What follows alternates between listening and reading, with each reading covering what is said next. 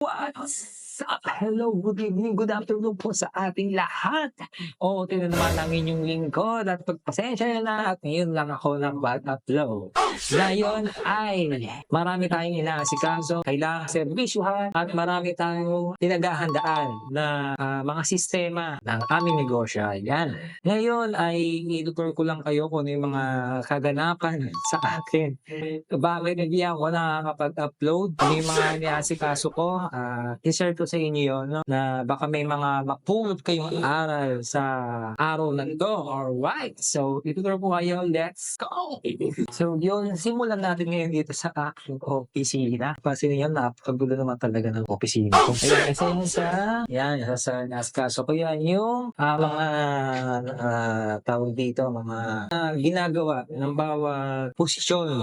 Ayan, ready ko na. Ito isa sa paraan para maayos yung sistema ng aming negosyo. Ayan, nagka-problema sa aking workforce boy. Ayan, ito ang pinakamasakit. Kapag ito ay nasira, di naagapan, nababad ko muna sa technician ko dahil ay nagkaroon ng problema ang bula ng magenta. Ayan, workforce, workforce to ay CP290. Ayan, isa sa pinakamabilis na brand ng printer ni Epson, ang workforce. Pero nagkaroon ako ng problema. Ayan, kung baklas yan, babalikan niya ng technician ko bukas para ibalik.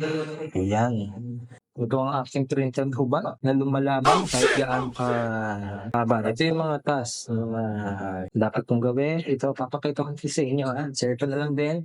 Ayan, yan yung mga content ko. Abangan niya yan. Abangan yan. Napakadami ko na sinulat na dapat kong i-content. Ayan, so ituturo ko naman kayo sa labas. Let's go!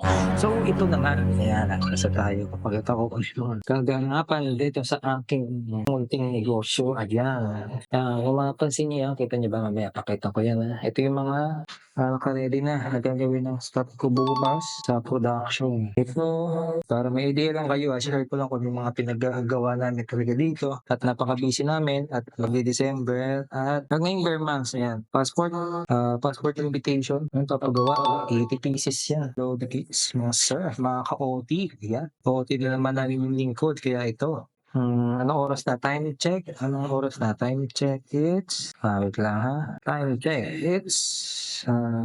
time check. Time check. 10:57. Diba? OT na ang yung lingkod. Malaki na naman ang sasagurin natin. Yari na naman tayo kay boss. Yan. Passport invitation din to. Ibang setup naman. Sticker. Tapos na to. Actually, pinahabol na at kulang. Ayan. Yan yung mga dapat kong sa paggawa bukas na kailangan matapos na ngayong week. So, ito naman, ito tatapos na. Ito ay isa naman sa pinagawa sa atin. Pinagawa sa atin ay, tawag dito, casing turkey. Yan, turkey. Na binibigay sa mga, binibigay sa mga bumibili ng mga sasakyan nila. Isa yan sa kliyente namin. Siyempre, pag nag-picture, kasama yan para makita kung saan bumili ng sasakyan. Yan ang purpose niya kung bakit may susing ganyan. Tapos ay ano ba? Ito yung mga tinagagawa namin. Nakakatapos lang namin. Ito pa yung isa sa setup na ginawa ko. Ayan, isa yan sa sistema na pinaghahandaan at under malaking tulong kasi yan, yung production monitoring namin, especially kapag alam namin kung ano yung status. Yan, nakikita niyo yan. Nakikita niyo yung status niya. Yan. May mga bilog-bilog, pula, asul kasi ang ibig sabihin niyan ay on process kapag nakapula at kapag naka-asul naman ay ready for deliver o RFD. Yan, diba? May mga pa yun. Yan yung mga lineup ng production na ready for deliver. Isa yan sa mga inaayos kong sistema sa aking negosyo, yung mga ganyan. Isa to sa ginagawa kong sistema, itong production monitoring na yan. Isa yan sa pinaghahandaan kong sistema, no, sa ating negosyo. Tsaka yung nakita nyo kanina sa loob, sa office ko, yun yung isa sa mga una kong hakbang kung paano ko inaayos yung mga sistema ko. So, ngayon papakita ko naman kung ano pa yung iba na mga ginawa namin natapos at bakit napaka-busy ko ngayon, nag-aapekto na yung bare months, 'di ba? Kasi marami naman tayong babayarin, marami naman tayong gastusin, especially sa tax, 'di ba? Kaya ngayon, ayan ang mga ginagawa ko, pakita ko lang, ha. Ayan. So, unahin natin dito, isa 'to sa, regular client namin, Mitsukoshi. Nandito 'yan, Mitsukoshi. Isa sa malaking kumpanya na nagseserbisyo ng mga motorcycle vehicle dito sa Cavite. Ayan, Primera. Primera 'yan, Primera. Isa 'yan sa pinagawa sa amin na uniform. Alam ko uniform 'to, U-Foreigner na brand. Tapos ang process ay DTF print and press. Ayan, Primera. Yan, 10 pieces bawat sizes. Bali total of 20. So ito naman ay sticker. Siguro giveaways nila pagdating sa kanilang mga event. Nagpagawa sa akin ng sticker. Ayan, sticker. Mag-auto, ayun. Moto Vida. Moto Vida, yan. Kita niyo ba? Alright. So ilang piraso 'to, nasa 1,000 pieces and then 1,000 pieces din 'to. Yan, isa sa pinagawa ni, Mitsukoshi, ayan. So dito naman tayo ngayon sa ano 'to, polo shirt, DTF press, DTF print and press, ayan. Yun yung pero sa amin din pala yung tela. Sa amin din yung polo shirt. Kasi puwede naman din galing sa client or sa amin na yung, polo shirt. So, ito naman ay isa sa repeat order. Repeat order din 'to actually, same client, regular client ko 'yan. Ito naman ay, tawag dito, menu board, ayan menu board. Isa sa regular client ko 'to, repeat order din, 'di ba? Repeat order, may panibagong branch sila. Dito na itatayo sa SM Market. Ewan ko SM Market dito sa Dasma, ang pagkakaalam ko. Yan, isa sa bagong, branch ni BNSM Cafe. Yan, ang pinagawa nila ay 24 by 29 inches na size ng, menu board. Ang menu board na 'to ay gawa sa Sintra board. Ayan, Sintra board na ang kakal ay 3 mm, alright. Tapos nilagyan namin ng laminate na matte para if ever na galawin or lilinisin, pupunasan ay hindi magagasgas. Oo, hindi magagasgas yan. Matte finish ang pinakamaganda pagdating sa mga menu. Kasi bakit matte? Binigyan ko kayo ng idea kung bakit matte ang kadalasang, ah, mas recommended. Para sa akin recommended na bakit matte? Kasi kapag nagkakaroon ng, lalagyan natin ng ilaw o reflection sa mga menu natin, 'di ba, naglalagay tayo ng usually kapag spotlight pagdating sa mga ganitong klaseng, menu board, ang ginagawa natin ay spotlight ng ilaw. Kapag glossy ang nilagay natin sa ganitong menu, ay nagkakaroon ng reflection o yung reflect ng ilaw ay ano, kapag glossy yung menu natin, hindi nababasa kapag tinispatan natin yung ilaw, 'di ba? Hindi katulad nitong, matte finish na laminated na menu board ay kapag kahit tapatan ng ilaw ay hindi magre-reflect sa menu natin. Kaya kailangan kung magpapagawa tayo ng menu board tapos lalagyan natin ng spotlight na ilaw, kailangan ay matte finish para sa'min, recommended namin. Kahit hindi nga spotlight yan, basta naanginagan ng customer niyo yung ilaw or nag-reflect yun sa menu niyo, ay talagang hindi mababasa, mahihirapan. Talagang mag-a-adjust pa si client para mabasa ng maayos yung ating mga menu, 'di ba? Ayaw naman natin nahihirapan yung ating mga client or customer na mabasa yung mga, makasarap nating menu 'no. So ito yung mga recommended ko. So yan, ang pinagawa ay 3 piraso 'no. Sinukatan ko yan, pinuntahan ko pa pero try kong puntahan ulit kasi para sure kung tama. yung gagawin nilang pagsalpak at size. Kasi ano yun, nilagayan niyan. Malaking garage yan. Ganyan. So dito naman tayo, ito government official. Government official tsaka fraternity. Yan, isa sa pinakamabenta kong serbisyo o product dito sa aking negosyo ay sa printing ay ang magnetic signage. Ayan. Kung di kayo pamilya sa magnetic signage, kadalasan ginagamit to kapag sa mga sasakyan, more on sasakyan talaga kinakabit to. Ayan. Kapag ayaw nilang lagyan ng sticker yung mismo sasakyan nila, gusto nila removable, ito yung pinaka the best na kailangan niyo para hindi madumihan. Yun nga, para hindi madumihan. Dito nakakagasgas, makinis yan, konting ingat lang din talaga sa paglalagay. Tapos ito naman ay repeat order, regular client din 'to, hukbong o katihan. Sa hukbong katihan ay 3 piraso. Size nito ay 10 mm, 10 inches, 10 inches, round. Pero pinaka-standard talaga na size na recommended namin pagdating sa mga ganito ay ito, 12 inches na hukbong batihan. Kung mapapansin niyo ito, ang finish nito ay matte finish. Matte, same lang din nung menu board, ito ay matte. Ayan, napakaganda. Tapos ito size, para may idea ako ng size nito ay 14 inches round ang size nito. Matte finish din. Ito naman ay reflectorize. Yan, glossy na reflectorize.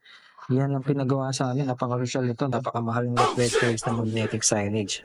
Pero kinagat nila yung presyo natin kasi napakaganda naman talaga nito. Mamaya papakita ko sa inyo kung paano nagre-reflect yung ganitong klaseng magnetic signage. Kahit ako humahanga talaga pag nakakita ko at gumagawa ako ng ganito, napakagaling. Ang size ito ay 12 inches, 12 inches, 12 inches. Standard size talaga yan pagdating sa mga sasakyan kasi pwede sa lahat. Yung size. Ayan. Mga regular client ko rin. Mga kadalasan mga government official, mga taga Kamkrame, Marine, mga Coast Guard. Ayan. Ito mapapansin nyo, yung mga dati ko mga client. Yan, puro mga government official. Tataka. Mapapansin mo, puro government official yan. Uy.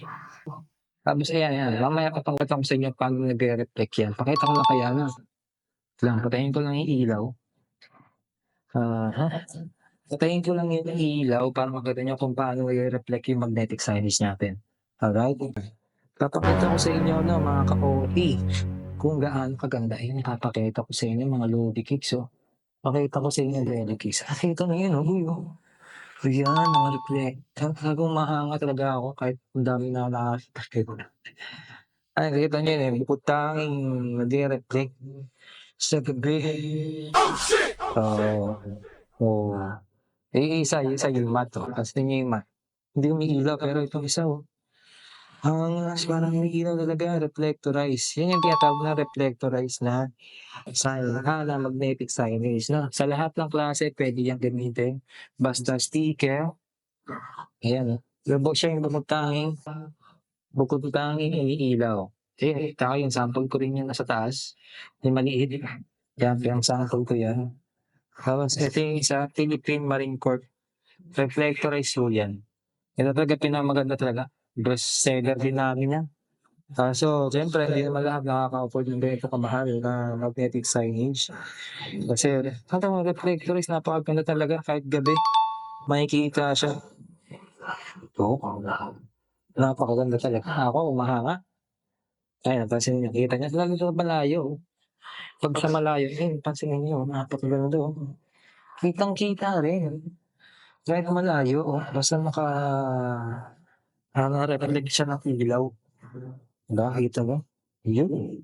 Yan ang natin, yun ang quality ng ating magnetic signage pagdating sa reflectorize. Alright. So, isa yan sa pinakamaganda nating item or product dito sa ating printing services mga lodi. So, bubuksan ko lang yung ilaw na.